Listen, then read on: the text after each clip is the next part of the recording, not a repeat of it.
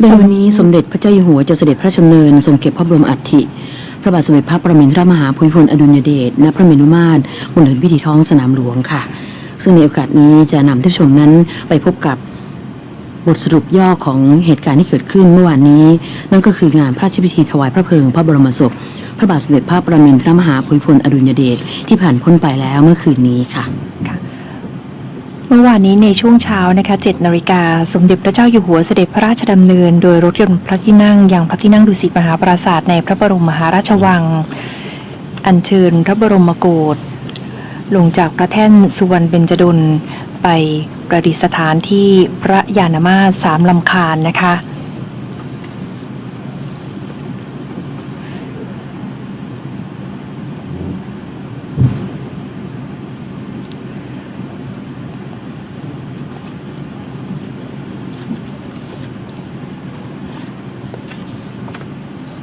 พระยานมาส3 ลำคาญออกจากพระบรมมหาราชวัง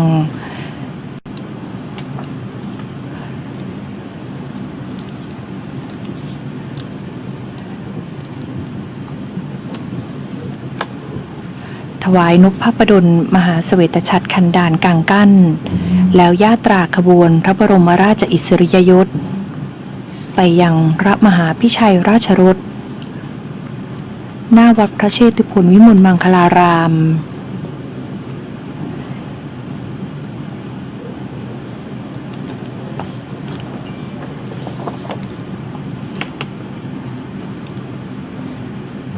ซึ่งเป็นในส่วนของริ้วขบวนพระบรมราชอิสริยยศริ้วที่1นะคะ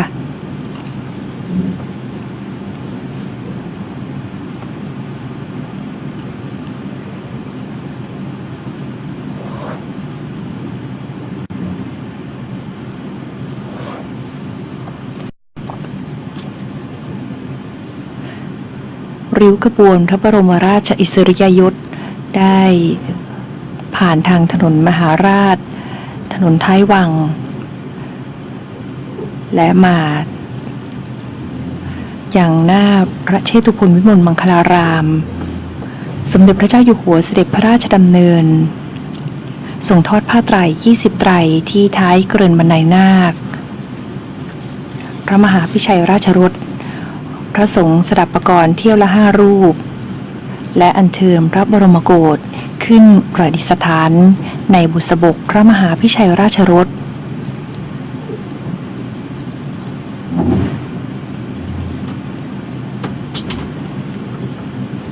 จากนั้นจะได้เป็นการญาตราขบวนอัญเชิญพระบรมโกศไปยังพระเมรุมาตรท้องสนามหลวงนะคะซึ่งจะเป็นส่วนในของริ้วขบวนที่2ค่ะ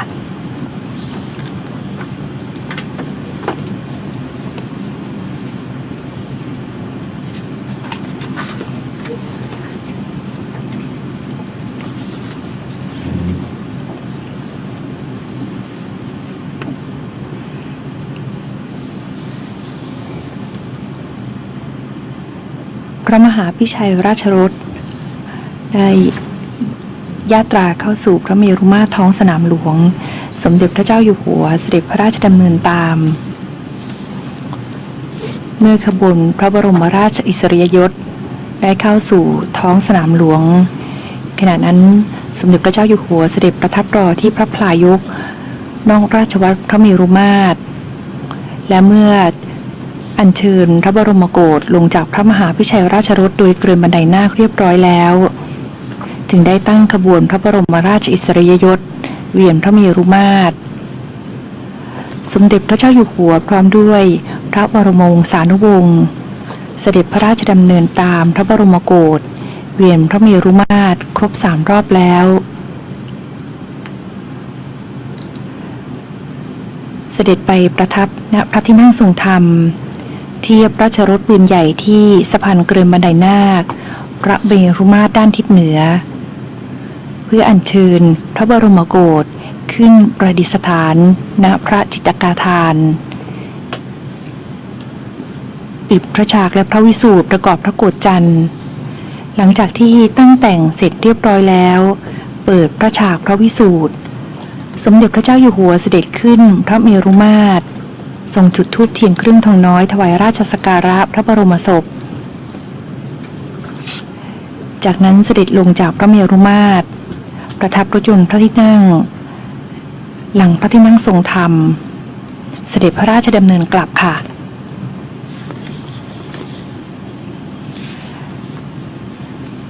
นั่นแหละเวลาประมาณ 16:30 นาทีสมเด็จพระเจ้าอยู่หัวเสด็จพระราชดำเนินพร้อมด้วยพระบรมวงศานุวงศ์อย่างพระที่นั่งทรงธรรม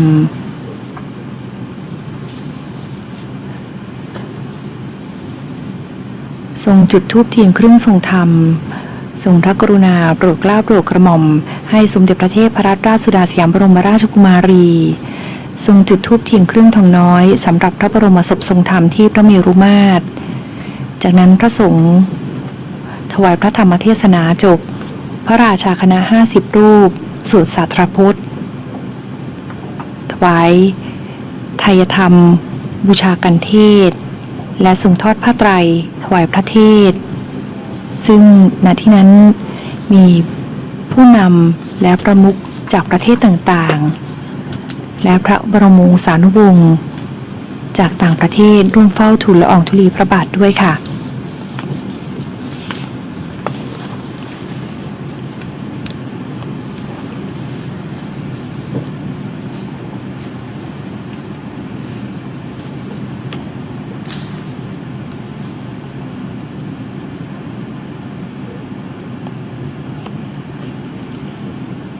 จากนั้นสมเด็จพระเจ้าอยู่หัวเสด็จขึ้นพระเมรุมาตรถวายพระเพลิง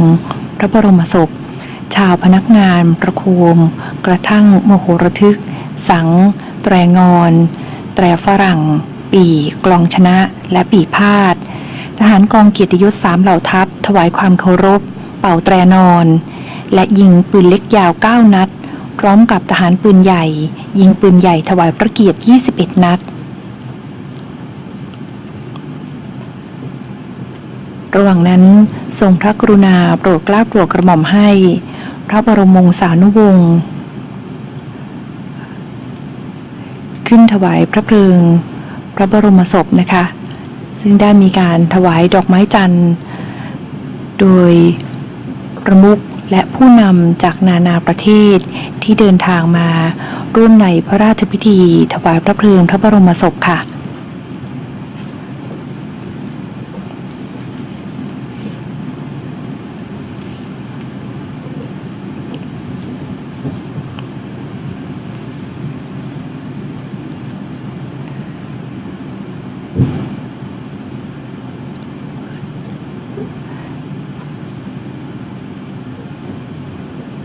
โดยบรรดา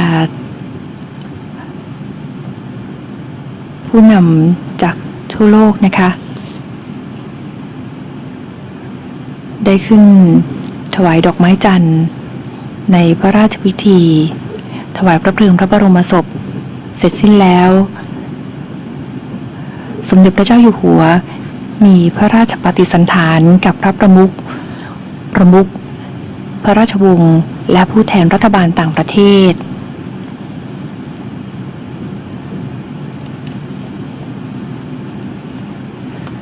ก่อนเสด็จพระราชดำเนินกลับ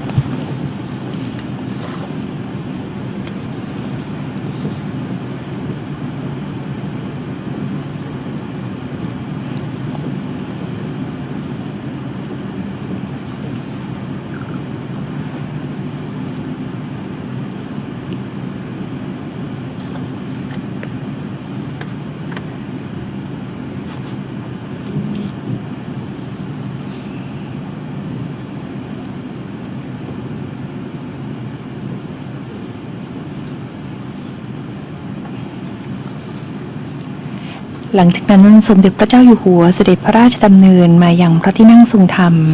เสด็จขึ้นพระเมรุมาตรปิดพระฉากปิดพระวิสูตรเพื่อเตรียมการถวายพระเพลิงพระบรมศพพร้อมพระบรมวงศานุวงศ์เสร็จแล้วพระราชดำเนินกลับนะคะนั่นก็เป็นเหตุการณ์พระราชพิธีถวายพระเพลิงพระบรมศพพระบาทสมเด็จพระปรมินทรมหาภูมิพลอดุลยเดชบรมนาถบพิตรในช่วงเมื่อวานนี้นะคะ ามบันทึกโบราณราชประเพณีเมื่อถวายพระเพลิงพระบรมศพแล้ววันรุ่งขึ้นจะเป็นพระราชพิธีเก็บพระบรมอัฐิ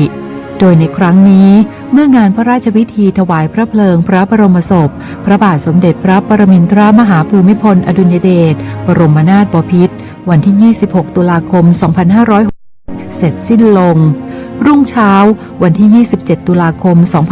2560 เป็นพระราชพิธีเก็บพระบรมอัฐิโดยริ้วขบวนที่ 4 ขบวนพระบรมราชอิสริยยศอัญเชิญพระบรมอัฐิขึ้นประดิษฐานในบุษบกพระที่นั่งราเชนทรยาน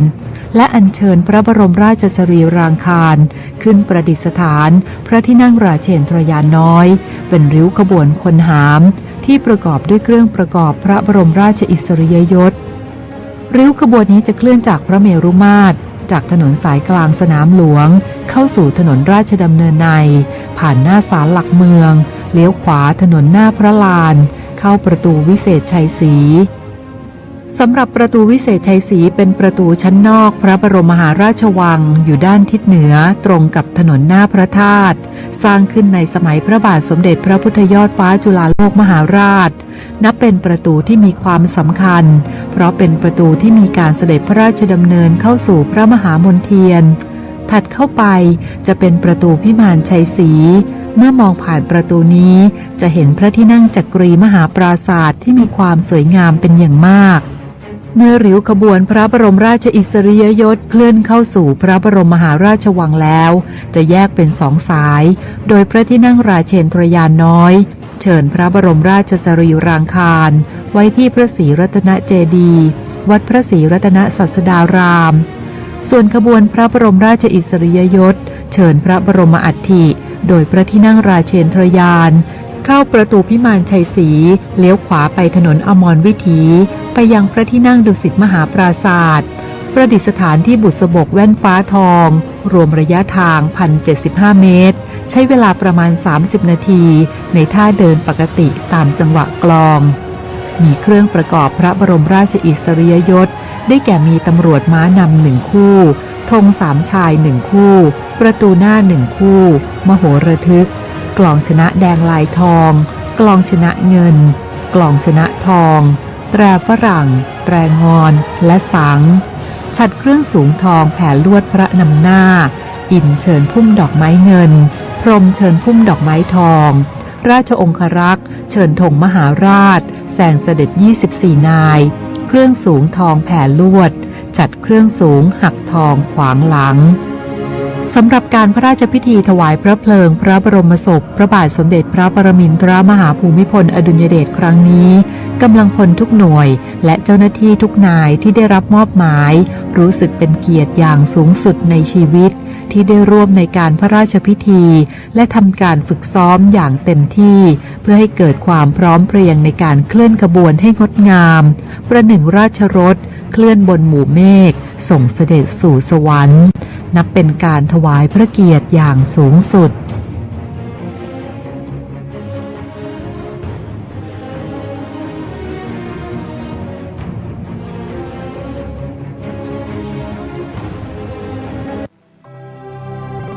นพระราชพิธีเก็บพระบรมอัฐิพระบาทสมเด็จพระปรมินทรมหาภูมิพลอดุลยเดชบรมนาถบพิตรจะเป็นการเชิญพระโกฐพระบรมอัฐิและพระบรมราชสรีรังคารจากพระเมรุมาตรท้องสนามหลวงเข้าสู่พระบรมมหาราชวัง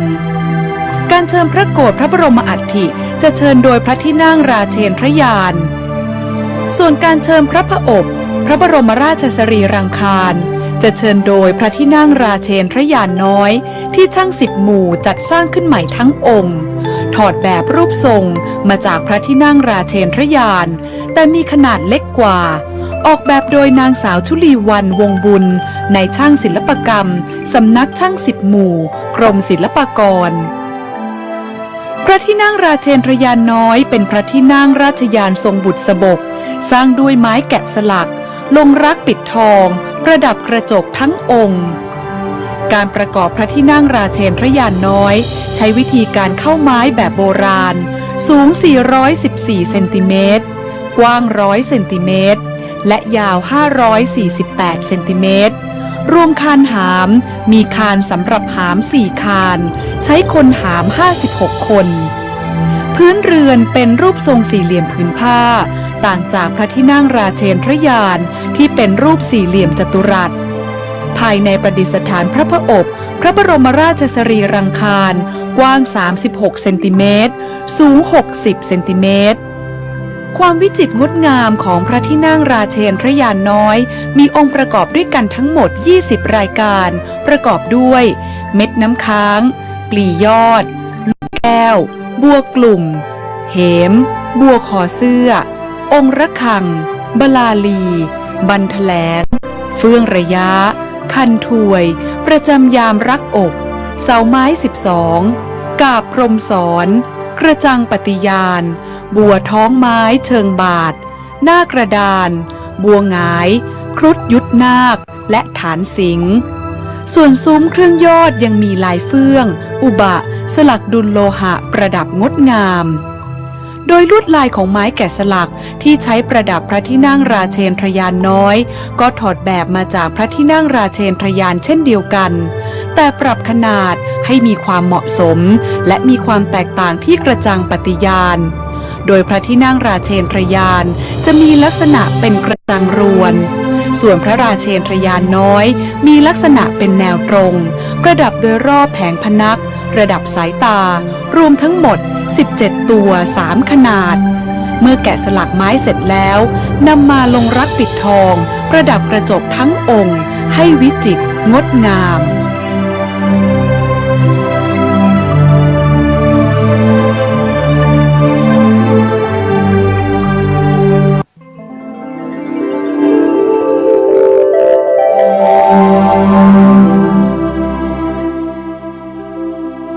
พจนานุกรมฉบับราชบัณฑิตยสถานพุทธศักราช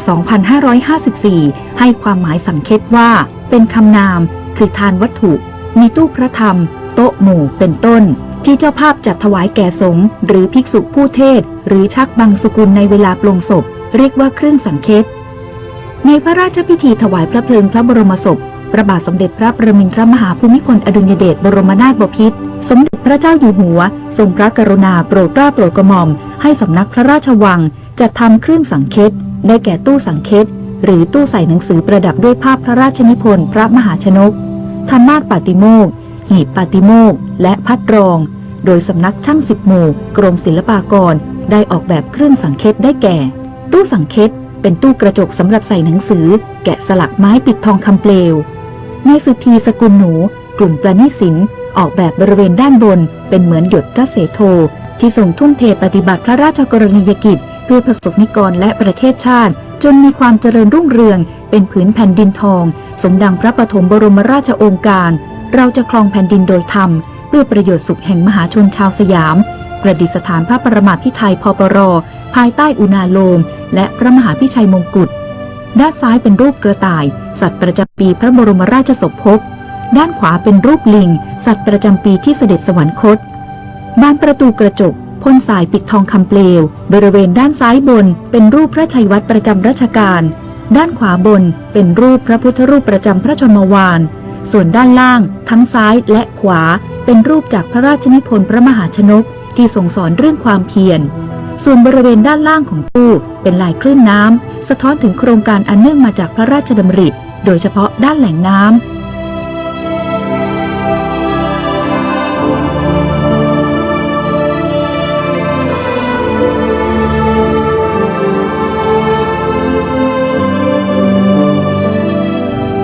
ธรรมาสน์ปาติโมกข์นายอัครพลคล่องบัญชีกลุ่มจิตรกรรมออกแบบมีรูปแบบศิลปกรรมปิดทองในส่วนที่เป็นเส้นลวดและลวดลายแกะสลักประดับกระจกร่องลายและกระจกลายยาด้วยกระจกขาวในส่วนของพนักฐานเขียงรองรับธรรมาสน์สลักเป็นลายบัวคว่ำปิดทองประดับกระจกเนื้อขึ้นไปเป็นแข้งสิงตัวมุมเป็นลายค้างคาวสลักด้วยลายหงายปิดทองประดับกระจกส่วนบนแกะสลักเป็นลายประจำยามก้ามปูประดับกระจกขาวพนักด้านข้างปิดทองประดับกระจกสีขาวยกดอกเนื้อขึ้นไปเป็นราวไม้กลึงมีลูกกรงกลึงเป็นลูกแก้วพนักด้านหลังเป็นเส้นลวดยกขึ้นมาจากพื้นไม้ปิดทองประดับกระจกลายยาเนื้อขึ้นไปเป็นราวไม้กลึงมีลูกกรงกลึงเป็นลูกแก้ว ส่วนพนักพิงด้านหน้าประดับกระจกดุลยกดอกเป็นเพชรจำนวน89ดวงและพนักพิงด้านหลังประดับกระจกยกดอกหีบปาติโมกข์นายธีรยุทธ์คงเพชรกลุ่มศิลปะประยุกต์และเครื่องเคลือบดินเผาออกแบบโดยศึกษาค้นคว้ารูปแบบจากงานพระราชพิธีถวายพระเพลิงพระบรมศพสมเด็จพระศรีพัชรินทราบรมราชินีนาถพระบรมราชชนนีพันปีหลวงหีบมีลักษณะรูปทรงสี่เหลี่ยมผืนผ้าฐานสิงห์มีฝาปิดด้านบนแบ่งออกเป็น2ส่วนคือตัวหีบและต่างรองหีบตัวหีบแกะสลักลวดลายตามโบราณราชประเพณีเช่นลายกระจังลายบัวคว่ำบัวหงายและลายหน้ากระดานต่างรองหีบมีลักษณะเป็นทรงฐานสิงห์แกะสลักลวดลายบัวปากฐานเมื่อนำหีบมาวางบนต่างจะได้รูปทรงสัดส่วนที่งดงามเหมือนวางอยู่บนฐานดอกบัวสำหรับหีบปาติโมกข์เป็นที่บรรจุสมุดข่อยปาติโมกข์ซึ่งสำนักช่าง10หมู่ร่วมกับศูนย์ศิลปาชีพเกาะเกิดจังหวัดพระนครศรีอยุธยาและศูนย์ศิลปาชีพศรีบัวทองจังหวัดอ่างทองจัดสร้างมีต้นแบบจากสมุดปาติโมกข์ของวัดบวรนิเวศวิหารในพระราชพิธีถวายพระเพลิงพระบรมศพพระบาทสมเด็จพระปรมินทรมหาภูมิพลอดุลยเดชบรมนาถบพิตรได้จัดทำตู้สังเฆตธรรมาสน์ปาติโมกข์หีบปาติโมกข์พร้อมสมุดข่อยปาติโมกข์รวม41ชุดถวายตามพระอารามหลวงนอกจากนี้สำนักพระราชวังได้จัดทำพัดรองที่ระลึกงานออกพระเมรุถวายแก่พระสงฆ์บรรพชิตจีนและบรรพชิตยวนและพัดรองที่ระลึกงานทรงบำเพ็ญพระราชกุศลพระบรมอัฐิถวายแก่พระสงฆ์โดยลวดลายสีสันที่ใช้ปักประดับล้วนมีความหมายเกี่ยวเนื่องในพระบาทสมเด็จพระปรมินทรมหาภูมิพลอดุลยเดชบรมนาถบพิตร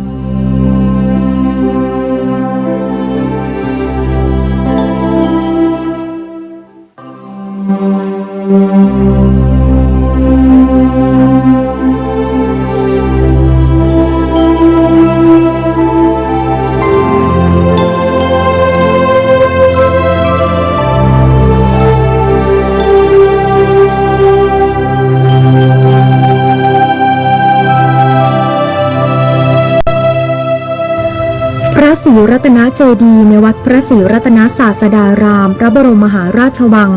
อยู่บนฐานไผ่พีทางด้านทิศตะวันตกของพระมณฑปสร้างขึ้นในปีพุทธศักราช 2398 โดยพระบาทสมเด็จพระจอมเกล้าเจ้าอยู่หัวทรงพระกรุณาโปรดเกล้าโปรดกระหม่อมให้สร้างขึ้นเพื่อประดิษฐานพระบรมสารีริกธาตุแล้วเสร็จในรัชสมัยพระบาทสมเด็จพระจุลจอมเกล้าเจ้าอยู่หัวโดยมีการประดับกระเบื้องทองภายนอกทั้งองค์เขียนผนังภายใน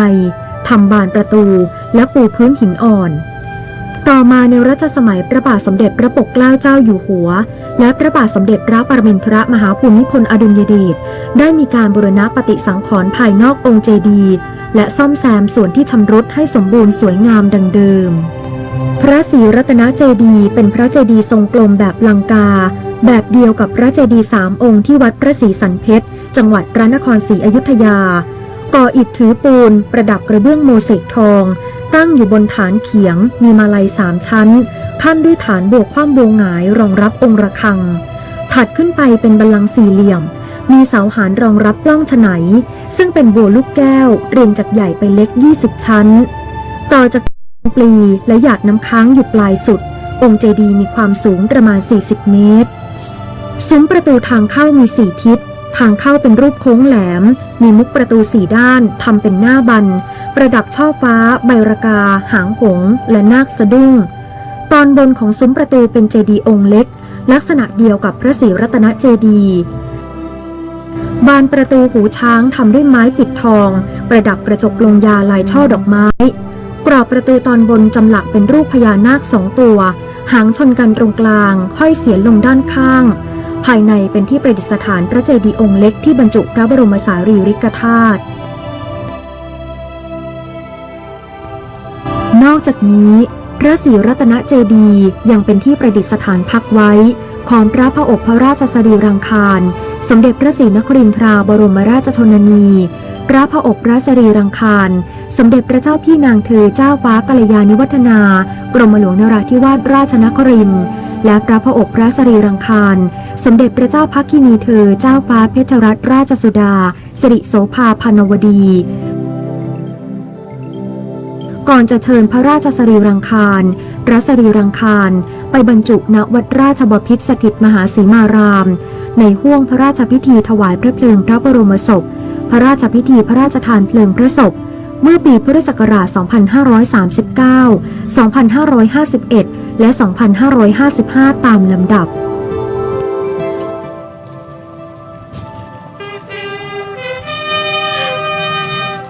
และในงานพระราชพิธีถวายพระเพลิงพระบรมศพพระบาทสมเด็จพระปรมินทรมหาภูมิพลอดุลยเดชเจ้าพนักงานภูษามาลาจะเชิญพระบรมราชสรีรังคารพระบาทสมเด็จพระปรมินทรมหาภูมิพลอดุลยเดชประดิษฐานพักไว้ที่พระศรีรัตนเจดีย์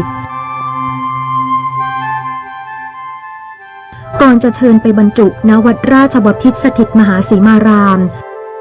และวัดบวรนิเวศวิหารโดยขบวนพระบรมราชอิสริยยศริ้วขบวนที่ 6 ขบวนกองทหารม้าในวันที่ 29 ตุลาคม 2560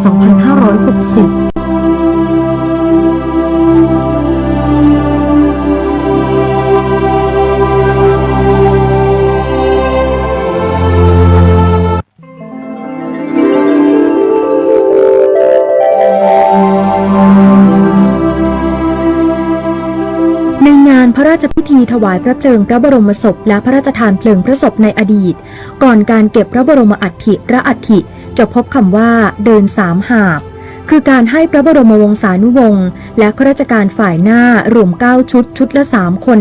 ทำหน้าที่ถือและหาบสิ่งของคนที่1ถือผ้าไตรนำหน้าคนที่2หาบสาแหรกซึ่งวางตะลุ่มและเตียบบรรจุภัตตาหารถวายพระสงฆ์คนที่3ถือหม้อข้าวตั้งบนเชิงกรานซึ่งเป็นเตาไฟสำหรับตั้งหม้อหุงต้มในหม้อใส่ข้าวสารพริกหอมกระเทียมกะปิเดินเวียนรอบพระเมรุมาตรพระเมรุโดยอุตรวัตรหรือเวียนซ้าย3รอบดังที่หอภาพยนตร์องค์การมหาชนกระทรวงวัฒนธรรม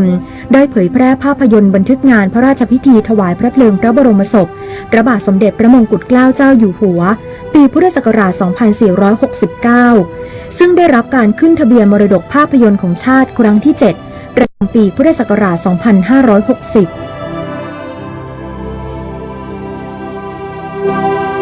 ในปีพุทธศักราช 2484 ได้ยกเลิกประเพณีการเดินสามหาบเวียนรอบพระเมรุมาตรพระเมรุนับตั้งแต่นั้นคงเหลือเพียงการถวายผ้าไตรสามหาบก่อนการเก็บพระบรมอัฐิพระอัฐิและถวายภัตตาหาร3หาบเมื่อเชิญพระโกฐพระบรมอัฐิพระอัฐิมาประดิษฐานบนบุษบกเหนือพระแท่นแว่นฟ้าทองณพระที่นั่งทรงธรรมโดยพระมหากษัตริย์ทรงพระดำเนินไปยังพระเมรุมาตรพระเมรุ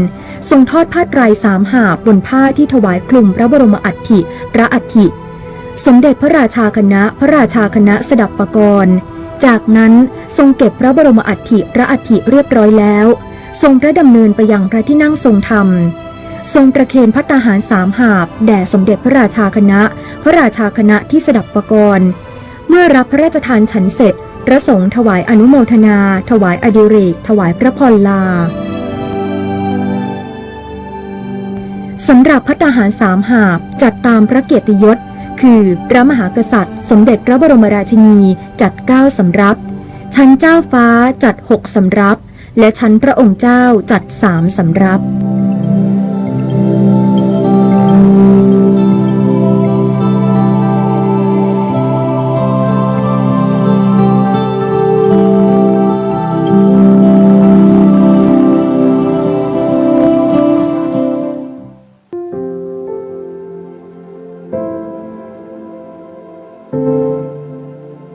ภาพถ่ายบอกเล่าเรื่องราวการก่อสร้างพระเมรุมาตรในพระราชพิธีถวายพระเพลิงพระบรมศพพระบาทสมเด็จพระปรมินทรมหาภูมิพลอดุลยเดชตั้งแต่การก่อสร้างเริ่มแรกในทุกขั้นตอนเรื่อยมาจนถึงการก่อสร้างแล้วเสร็จสมบูรณ์เป็นภาพถ่ายจากนักจดหมายเหตุสำนักหอจดหมายเหตุแห่งชาติกรมศิลปากรที่จะเป็นส่วนหนึ่งของเรื่องราวถูกบันทึกและรวบรวมเหตุการณ์รวมทั้งข้อมูลที่เกี่ยวข้องนำไปจัดทำจดหมายเหตุงานพระราชพิธีพระบรมศพพระบาทสมเด็จพระปรมินทรมหาภูมิพลอดุลยเดชฉบับหลักซึ่งนับว่ามีความสำคัญที่สุดบันทึกหลักฐานประวัติศาสตร์ของชาติ ที่ครั้งนี้ยังมีการจัดทำจดหมายเหตุฉบับรองอีก 6 รายการ คือจดหมายเหตุงานพระบรมศพฉบับประชาชน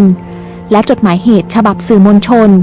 รวบรวมข่าวสารที่เกิดขึ้นในช่วงเหตุการณ์แบ่งเป็นฉบับสื่อมวลชนไทยและสื่อต่างประเทศจดหมายเหตุหลักจะเป็นเรื่องของข้อมูลตั้งแต่พระบาทสมเด็จพระเจ้าอยู่หัวปรมินทรมหาภูมิพลอดุลยเดชบรมนาถบพิตรเนี่ยเสด็จสวรรคตคือจริงๆต้องเริ่มตั้งแต่วันก่อนสวรรคตเนี่ยวันที่12ตุลาเนี่ยเราก็มีทีมเราไปเก็บข้อมูลอยู่แล้วตั้งแต่ทราบข่าวว่าประชาชนหลั่งไหลไปที่โรงพยาบาลศิริราชเนี่ยก็เก็บข้อมูลตลอดแล้วก็เก็บทุกวันนะครับส่วนอื่นๆนอกเหนือจากการเก็บข้อมูลหลักที่กรมศิลปากรโดยสำนักหอจดหมายเหตุแห่งชาติเก็บแล้วเนี่ยก็จะดูจากข้อมูลจากประชาชนจิตอาสานะฮะหลายๆส่วนที่เก็บข้อมูลเนี่ยซึ่งสามารถเอามาใช้ได้ก็จะมีการคัดเลือกในการที่เอามาจัดพิมพ์หนังสือที่ระลึกและก็จดหมายเหตุส่วนนี้คือภาพส่วนหนึ่งในหนังสือประมวลภาพเหตุการณ์งานพระบรมศพในหลวงรัชกาลที่ 9 ที่มีการจัดทำทั้งหมด13ชุดแต่ละชุดมี3เล่มแบ่งเป็นเล่มที่1ภาพเหตุการณ์ในกรุงเทพมหานครเล่มที่2ในส่วนภูมิภาค76จังหวัดและเล่มที่3ในต่างประเทศรวบรวมภาพที่เกี่ยวข้องกับงานพระบรมศพแบ่งเป็นช่วงเวลาตั้งแต่12ตุลาคม2559จนสิ้นสุดงานพระราชพิธีถวายพระเพลิงพระบรมศพโดยภาพถ่ายจากช่างภาพทั้งมืออาชีพจิตอาสาและประชาชนหลายหมื่นภาพที่แสดงถึงความรักความอาลัยของประสบนิกรชาวไทยที่มีต่อในหลวงรัชกาลที่ 9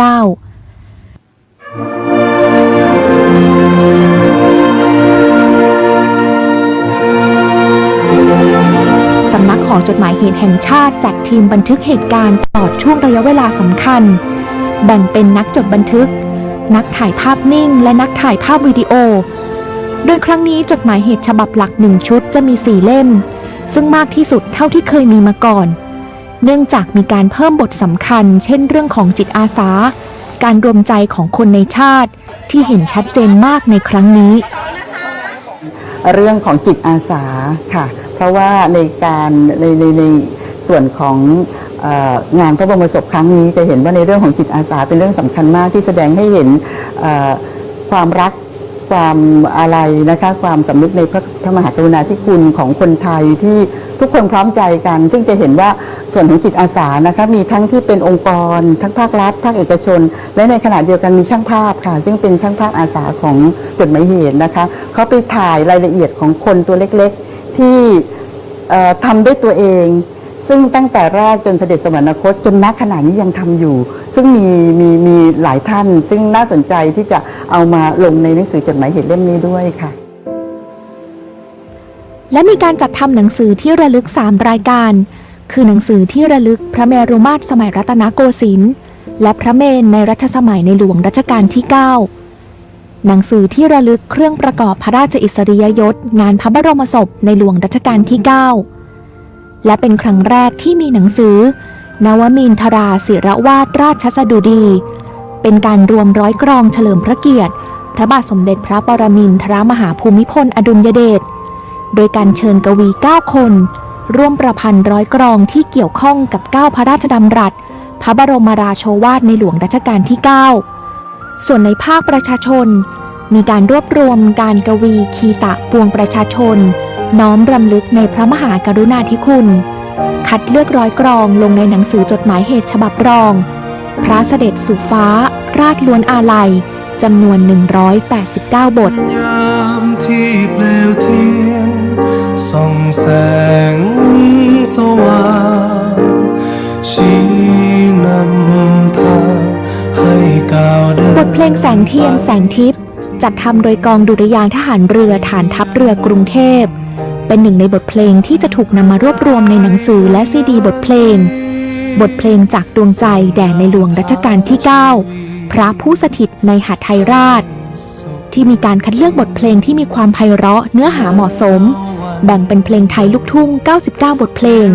และเพลงไทยสากลอีก99บทเพลงเสียงเพลงส สรรเสริญพระบารมีได้ดังขึ้นอีกหลายครั้งในรอบสัปดาห์ทั้งในต่างจังหวัดทั่วประเทศไทยและดังไกลไปถึงนานาประเทศ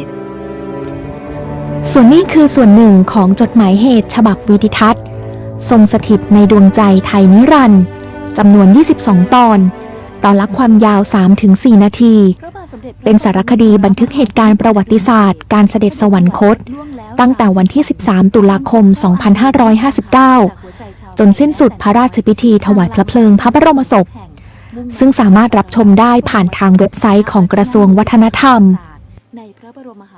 และครั้งนี้ยังเป็นครั้งแรกนะคะที่มีการผลิตแผ่นพับที่ระลึกที่เกี่ยวข้องกับงานพระราชพิธีพระบรมศพแจกจ่ายให้กับประชาชนที่มาร่วมถวายดอกไม้จันทร์โดยมีการผลิตถึง3รูปแบบนะคะในขนาดกระทัดรัดและยังสามารถนำแผ่นพับมาใส่กรอบเพื่อเก็บไว้บูชาได้อีกทั้งยังเพิ่มการเข้าถึงกับสมาร์ทโฟนด้วยเทคโนโลยี AR ที่สามารถสแกนผ่านแอปพลิเคชันนะคะกับสัญลักษณ์ที่ปรากฏบนแผ่นพับเพื่อเข้าถึงข้อมูลภาพและเสียงรวมทั้งรับชมภาพพระเมรุมาตร3 มิติได้อีกด้วยค่ะ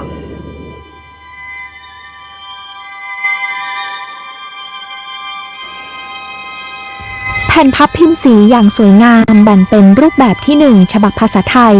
มีเนื้อหา8หัวข้ออาทิพระราชประวัติพระราชกรณียกิจพระราชดำริเพื่อการพัฒนาต่างๆจนถึงการจัดสร้างพระเมรุมาตรจัดพิมพ์แจกจ่ายให้กับประชาชนที่เข้าร่วมพิธีถวายดอกไม้จันทร์ทั่วประเทศ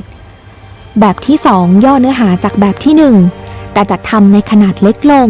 เป็นภาษาอังกฤษและแบบที่3เกี่ยวกับพระราชประวัติทศพิธราชธรรมพระเมรุมาตรและสิ่งปลูกสร้างประกอบ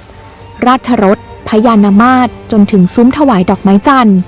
แจกจ่ายประชาชนที่เข้าชมนิทรรศการณท้องสนามหลวงในช่วงเดือนพฤศจิกายนโดยทั้งหมดมีการจัดพิมพ์รวมกันกว่า10 ล้านฉบับการจัดทำหนังสือที่ระลึกและจดหมายเหตุ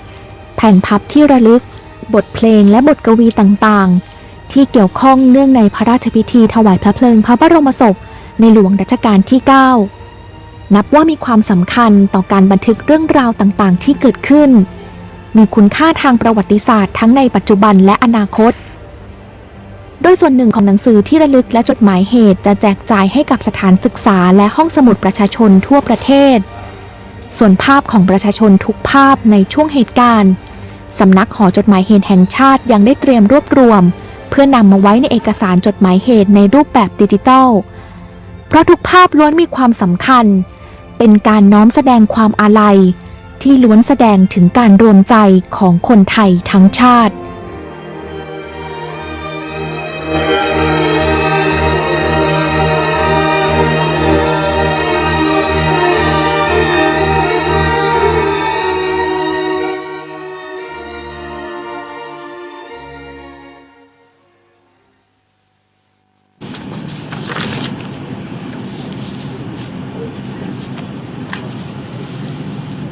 ท่านผู้ชมคะขณะนี้นะคะโทรทัศน์รวมการช่องกิจแห่งประเทศไทยนำท่านผู้ชมเข้าสู่การถ่ายทอดสดพิธีเก็บพระบรมอัฐิณพระเมรุมาตรบนถนนพิธีท้องสนามหลวงนะคะโดยในวันนี้สมเด็จพระเจ้าอยู่หัวจะเสด็จพระราชดำเนินทรงเก็บพระบรมอัฐิพระบาทสมเด็จพระปรมินทรมหาภูมิพลอดุลยเดชบรมนาถบพิตรณพระเมรุมาตรท้องสนามหลวงหลังจากงานพระราชพิธีถวายพระเพลิงพระบรมศพพระบาทสมเด็จพระปรมินทรมหาภูมิพลอดุลยเดชผ่านพ้นไปแล้วเมื่อคืนนี้นะคะซึ่งนับจากวันนี้ไปจนถึงวันที่ 29 ตุลาคมจะมีการจัดริ้วขบวนพระบรมราชอิสริยยศริ้วขบวนที่ 4 ริ้วขบวนที่ 5 ไปจนถึงริ้วขบวนที่ 6 เพื่อเป็นการอัญเชิญพระบรมอัฐิและพระบรมราชสรีรังคารกลับสู่พระบรมมหาราชวังค่ะหลังจากนั้นจะอัญเชิญประดิษฐานณพระที่นั่งดุสิตมหาปราสาทเพื่อทรงบำเพ็ญพระราชกุศลพระบรมอัฐิแล้วจึงอัญเชิญพระบรมอัฐิขึ้นประดิษฐานอย่างพระวิมานพระที่นั่งจักรีมหาปราสาทในพระบรมมหาราชวังและอัญเชิญพระบรมราชสรีรังคารจากพระศรีรัตนเจดีย์วัดพระศรีรัตนศาสดารามไปประดิษฐานใต้ฐานพุทธบัลลังก์พระพุทธอังครีรสพระประธานในพระโบสถวราชบพิตรสถิตมหาสีมารามและฐานพุทธบัลลังก์พระพุทธชินสีห์พระประธานพระโบสถวัดบ่อนิเวศวิหาร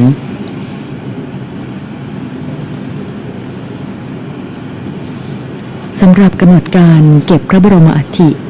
พระบาทสมเด็จพระปรมินทรมหาภูมิพลอดุลยเดชบรมนาถบพิตรในวันนี้นะคะเมื่อสมเด็จพระเจ้าอยู่หัวเสด็จพระราชดำเนินไปยังพระที่นั่งทรงธรรมท้องสนามหลวงเสด็จขึ้นพระเมรุมาตรทรงจุดธูปเทียนเครื่องราชสักการะพระบรมอัฐิ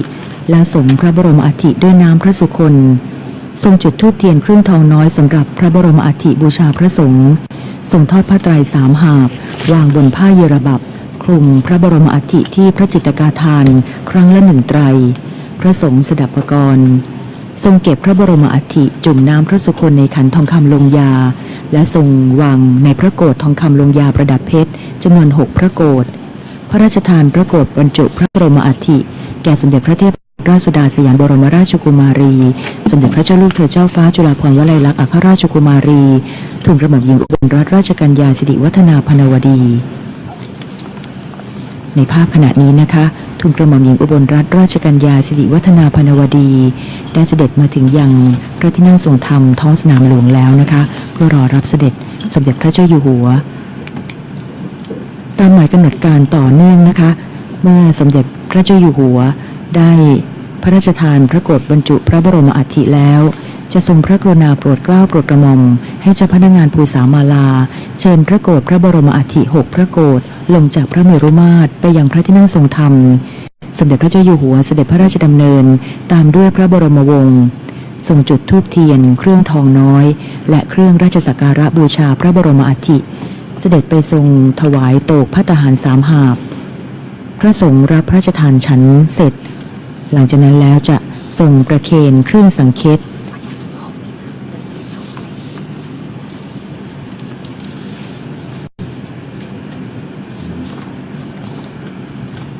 สมเด็จพระเจ้าอยู่หัวจะทรงพระกรุณาโปรดเกล้าโปรดกระหม่อมให้เจ้าพนักงานภูษามาลาอัญเชิญพระโกฐพระบรมอัฐิประดิษฐานในพระที่นั่งราเชนทรยานและอัญเชิญพระผอกพระบรมราชสรีรังคารประดิษฐานในพระที่นั่งราเชนทรยานน้อยเลขาธิการพระราชวังจะกราบบังคมทูลเชิญพระราชทานพระราชานุญาตเชิญเสด็จและญาตราริ้วขบวนพระบรมราชอิสริยยศอัญเชิญพระบรมอัฐิและพระบรมราชสรีรังคารเข้าพระบรมมหาราชวังและญาตราริ้วขบวนพระบรมอัฐิอัญเชิญพระบรมอัฐิและพระบรมราชสรีรังคารหลังจากนั้นขบวนพระที่นั่งราเชนทรยานน้อยส่งพระบรมราชสรีรังคารถึงหน้าศาลาสหทัยสมาคมจะแยกขบวนไปเทียบที่ประตูเกยหลังวัดพระศรีรัตนศาสดารามพระที่นั่งราเชนทรยานส่งพระบรมอัฐิที่เกยพระที่นั่งอาภรณ์พิโมกปราสาทสมเด็จพระเจ้าอยู่หัวจะเสด็จขึ้นพระที่นั่งดุสิตมหาปราสาทและเสด็จออกมุกตะวันออกทรงรอรับพระบรมอัฐิบนพระที่นั่งอาภรณ์พิโมกปราสาทและทรงพระกรุณาโปรดเกล้าโปรดกระหม่อมให้เจ้าพนักงานภูษามาลาเชิญพระโกฐพระบรมอัฐิขึ้นประดิษฐานในบุษบกแว่นฟ้าเหนือพระแท่นสุวรรณเบญจดลและทรงจุดธูปเทียนเครื่องทองน้อยและเครื่องราชสักการะบูชาพระบรมอัฐิเสด็จออกจากพระที่นั่งดุสิตมหาปราสาทและเสด็จพระราชดำเนินกลับค่ะนั่นก็คือกำหนดการเก็บพระบรมอัฐิในวันนี้ภาพในขณะนี้นะคะเจ้าพนักงานได้เชิญเสด็จสมเด็จพระสังฆราชค่ะสมเด็จพระอริยบุษากัตตยานสมเด็จพระสังฆราชสกลมหาสังฆปรินายกจากวัดราชบพิตรรวมถึงสมเด็จพระราชาคณะนะคะซึ่งในวันนี้จะเป็นพระที่จะทำพิธี3 หาบนะคะได้ขึ้นมาพักคอยอยู่ที่บริเวณพระเมรุมาตรท้องสนามหลวงซึ่งภายหลังจากที่มีพระราชพิธีทรงบำเพ็ญพระราชกุศลออกพระเมรุมาตรแล้วนะคะในพระราชพิธีถวายพระเพลิงพระบรมศพเสร็จสิ้นวันต่อมาก็คือเช้าวันนี้จะเป็นการเก็บพระบรมอัฐิเพื่อเชิญเข้าสู่พระบรมมหาราชวังในการบำเพ็ญพระราชกุศลพระบรมอัฐิในวันรุ่งขึ้นซึ่งขั้นตอนเริ่มต้นนั้นเจ้าพนักงานจะมีการตกแต่งเตรียมการพระราชกุศลเก็บพระบรมอัฐิณพระที่นั่งทรงธรรมจัดตั้งพระแท่นแว่นฟ้าบุษบกสำหรับประดิษฐานพระโกฐพระบรมอัฐิค่ะแล้วก็จะมีการเตรียมสำรับข้าวหวาน3 หาบถวายแด่พระสงฆ์พร้อมกับเครื่องสังเฆตนะคะมีการเตรียมจัดตั้งขบวนพระบรมราชอิสริยยศหรือขบวนที่4แห่เชิญพระโกฐพระบรมอัฐิ ด้วยพระที่นั่งราเชนทรยานและพระที่นั่งราเชนทรยานน้อยมีการจัดคู่แห่เครื่องสูงสังแตรปีกลองชนะทหารกองเกียรติยศของพระบรมอาทิตย์พร้อมด้วยนะคะซึ่งตามธรรมเนียมแห่งพระราชประเพณีที่พระมหากษัตริย์ทรงปฏิบัติบำเพ็ญพระราชกุศลมาโดยตลอดค่ะ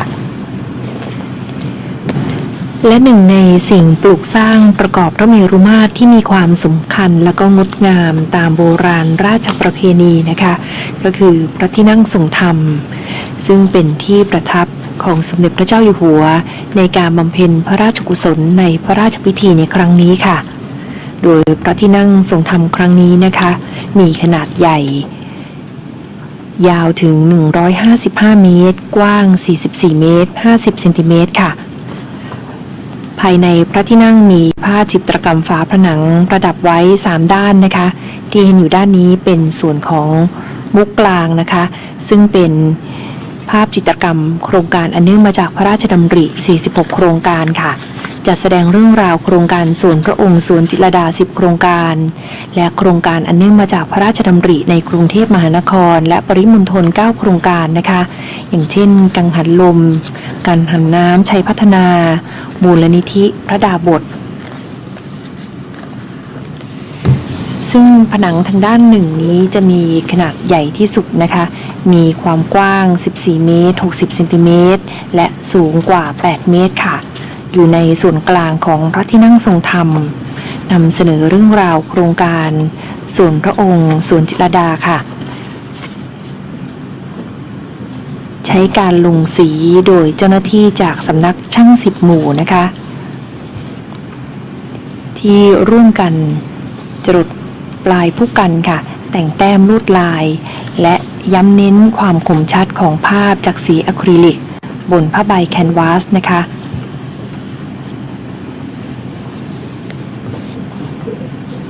ซึ่งจิตรกรรมฝาผนังบนพระที่นั่งทรงธรรมในครั้งนี้นะคะเป็นการร้อยเรียงเรื่องราวของทั้ง46โครงการข้อมูลนั้นก็ภาพได้มารับมาจากสำนักงานกปร.มูลนิธิชัยพัฒนา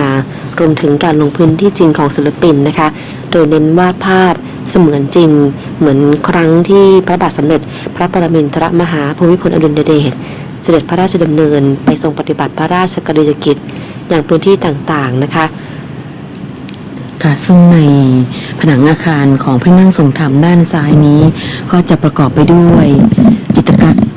รรมโครงการอันเนื่องมาจากพระราชดำริในพื้นที่ภาคเหนือและพื้นที่ภาคตะวันออกเฉียงเหนือค่ะซึ่งในพื้นที่ภาคเหนือนั้นก็จะประกอบไปด้วยโครงการศูนย์ศึกษาการพัฒนาห้วยย่องไคจังหวัดเชียงใหม่นะคะและศูนย์พัฒนาขยายพันธุ์ไม้ดอกไม้ผลบ้านไร่อำเภอหางดงจังหวัดเชียงใหม่โครงการเขื่อนแควน้อยบำรุงแดนอำเภอวัดโบสถ์พิษณุโลกโครงการอ่างเก็บน้ำห้วยไฟและนอกจากนี้ยังมีโครงการอื่นๆอีกมากมายค่ะส่วนในโครงการอันเนื่องมาจากพระราชดำริของภาคตะวันออกเฉียงเหนือนั้นก็จะประกอบไปด้วยของศูนย์การศึกษาพัฒนาภูพาน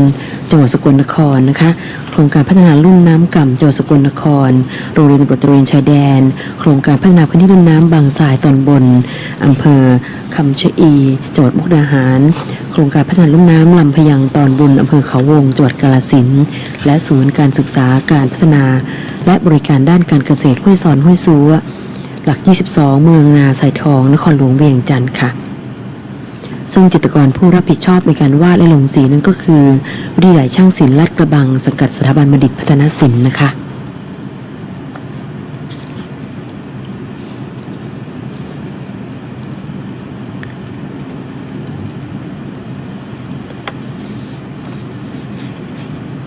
ภาพที่เห็นในบทนี้ก็เป็นโครงการอันเนื่องมาจากพระราชดำริของพระองค์ท่านแทบทั้งสิ้นค่ะมาถึงส่วนด้านขวาของที่สุดของพระที่นั่งนะคะแผ่นผนังประดับจิตรกรรม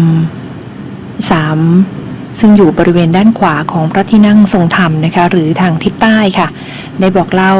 เรื่องราวของโครงการในพื้นที่ภาคใต้และพื้นที่ภาคกลางรวม14โครงการนะคะบนพื้นที่ 77.49 ตารางเมตรค่ะซึ่งจะเป็นโครงการในพระราชดำริที่เกิดขึ้นในภาคกลางและภาคใต้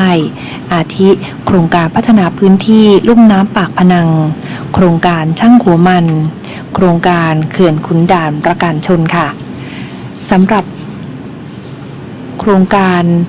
พระราชดำริแต่ละโครงการนะคะจะใช้ข้อมูลภาพจากสำนักงานคณะกรรมการพิเศษเพื่อประสานงานโครงการอันเนื่องมาจากพระราชดำริมูลนิธิชัยพัฒนาเอกสารหนังสือที่เกี่ยวกับโครงการพระราชดำริการสืบค้นข้อมูลผ่านอินเทอร์เน็ตนะคะและลงสภาพพื้นที่จริงภาพที่วาดจะเน้นความเหมือนจริงระบุได้ว่าในเหตุการณ์นั้นเกิดขึ้นเมื่อไหร่มีใครบ้างอยู่ในภาพโทนสีของภาพก็จะอ้างอิงจากจิตรกรรมฝาผนังในวัดเครือวันวรวิหารนะคะและวัดไทยกุสินาราเฉลิมราชในประเทศอินเดียโดยสีหลักในภาพวาดจะเป็นสีเหลืองแทนวันพระบรมราชสมภพสีเขียวแทนความอุดมสมบูรณ์และสีน้ำเงินแทนความสดใสชุ่มชื้นค่ะผนังในส่วนที่3นี้นะคะลงสีโดยคณะอาจารย์ศิษย์เก่าและนักศึกษาสาขาจิตรกรรมไทยจากวิทยาลัยเพาะช่างซึ่งภาพจิตรกรรมที่ออกมานั้นมีความสวยงามมีความงดงามใส่ใจในรายละเอียดในเรื่องของการให้แสงเงาและการตัดเส้นเป็นสิ่งสำคัญค่ะภาพจิตรกรรมฝาผนังที่พระที่นั่งทรงธรรมนี้ก็ได้รับแรงใจร่วมกันนะคะจากจิตอาสาแล้วก็ศิลปินจิตรกรจากหลายสาขาอาชีพร่วมกันทำงานเป็นระยะเวลานานหลายเดือนด้วยกันนะคะตั้งแต่เช้าจรดค่ำค่ะเพื่อถ่ายทอดเรื่องราวโครงการในพระราชดำริที่ทรงมีให้กับประสบนิกรในภูมิภาคต่างๆทั่วประเทศนะคะนับว่าเป็นศาสตร์แห่งพระราชานับร้อยนับพันที่เกิดขึ้นจากโครงการพระราชดำริของพระบาทสมเด็จพระปรมินทรมหาภูมิพลอดุลยเดชทรงมุ่งหวังให้ประสบกนิกรนั้นมีคุณภาพชีวิตที่ดีขึ้นนะคะได้ถูกนำมาจารึกไว้ในภาพจิตรกรรมฝาผนังภายในพระที่นั่งทรงธรรมค่ะซึ่งเป็นสิ่งปลูกสร้างอาคารประกอบพระเมรุมาตรที่สำคัญอีกหลังหนึ่งนะคะจากลายเส้นบนแผ่นกระดาษนั้นก็ถูกนำมาขยายแล้วก็พิมพ์ลงไปบนผืนผ้าซึ่งเป็นผืนผ้าใบนะคะบนผนังจำลองเพื่อเป็นต้นแบบงานจิตรกรรมฝาผนังภาพที่ปรากฏบนผนังในพระที่นั่งทรงธรรมนั้นไม่ได้เป็นแค่เพียงผนังที่ถ่ายทอดความงดงามจากฝีมือช่างศิลป์ไทยแต่ว่านี่ก็คือสิ่งที่จะสะท้อนให้คนทั่วโลกได้รับรู้ว่าโครงการพระราชดำริของในหลวงรัชกาลที่9ของเรานั้นยังประโยชน์ด้วยศาสตร์แห่งพระราชาที่ยังอยู่คู่กับปวงชนชาวไทยไปตราบนิรันดร์ค่ะค่ะสำหรับจิตรกรรมฝาผนังนั้นนะคะก็จะเห็นถึงภาพที่ถูกต้องและชัดเจนแม้กระทั่งฉลองพระองค์ขณะประกอบพระราชกรณียกิจสภาพบ้านเรือนของชาวบ้านในอดีตการลำดับเรื่องราวในรูปแบบจิตรกรรมไทยแบบโบราณในมุมสูงทำให้เกิดลักษณะพิเศษเป็นภาพประกอบที่ปรากฏในจิตรกรรมฝาผนังซึ่งผู้ชมก็สามารถเห็นได้รอบด้านแต่ละเรื่องจะใช้แม่น้ำภูเขาต้นไม้ท้องฟ้าหรือสถาปัตยกรรมในการกั้นเรื่องราวภาพทิวทัศน์จึงร้อยเรียงกันไปอย่างงดงามนะคะทั้งนี้ยังเป็นการบันทึกเหตุการณ์ประวัติศาสตร์ตามความข้อมูลเป็นจริงซึ่งจะนำมาซึ่งประโยชน์แก่พระสงฆ์นิกรไทยที่อยู่ใต้ร่มพระบารมีให้อยู่ร่มเย็นเป็นสุขเหมือนได้ตามในหลวงรัชกาลที่9ไปทั่วภูมิภาคค่ะ พระราชพิธีถวายพระเพลิงพระบรมศพพระบาทสมเด็จพระปรมินทรมหาภูมิพลอดุลยเดชณพระเมรุมาตรมณฑลพิธีท้องสนามหลวงระหว่างที่ 25-29 ตุลาคมนี้นะคะไม่เพียงแค่เป็นพระราชพิธีที่สมเด็จพระเจ้าอยู่หัวได้มีพระบรมราชานุญาตให้รัฐบาลจัดขึ้นเพื่อถวายความอาลัยเป็นครั้งสุดท้ายแต่พระองค์ท่านพระราชพิธีนี้ได้รับการจัดอย่างสมพระเกียรติยิ่งยังเป็นพระราชพิธีหนึ่งเดียวในโลกที่ยังคงยึดตามขนบประเพณีการจัดพระราชพิธีถวายพระเพลิงพระบรมศพซึ่งมีมากว่า600 ปีนะคะซึ่งนับตั้งแต่สมัยกรุงศรีอยุธยาเป็นต้นมารวมทั้งยังได้น้อมนำพระอัจฉริยภาพพระมหากรุณาธิคุณที่ทรงมีต่อปวงชนชาวไทยมาตลอดระยะเวลา70 ปีแห่งการครองราชย์มาถ่ายทอดไว้ผ่านงานศิลปกรรมต่างๆที่จัดสร้างขึ้นเพื่อใช้ในพระราชพิธีนี้ด้วยค่ะหน้าประวัติศาสตร์ของประเทศไทยนั้นยังคงต้องจารึกไว้ว่าพระราชพิธีถวายพระเพลิงพระบรมศพในครั้งนี้ เป็นพระราชพิธีที่เปิดโอกาสให้ประสบกนิกรชาวไทยทั่วประเทศได้มีส่วนร่วมกันเป็นจิตอาสาถวายงานในขั้นตอนและกระบวนการต่างๆตั้งแต่เริ่มต้นนะคะจนสิ้นสุดพระราชพิธีร่วมกับรัฐบาลอย่างสุดหัวใจสุดฝีมือและก็สุดกำลังความสามารถในตลอดระยะเวลากว่า300 วันที่ผ่านมาโดยการจัดงาน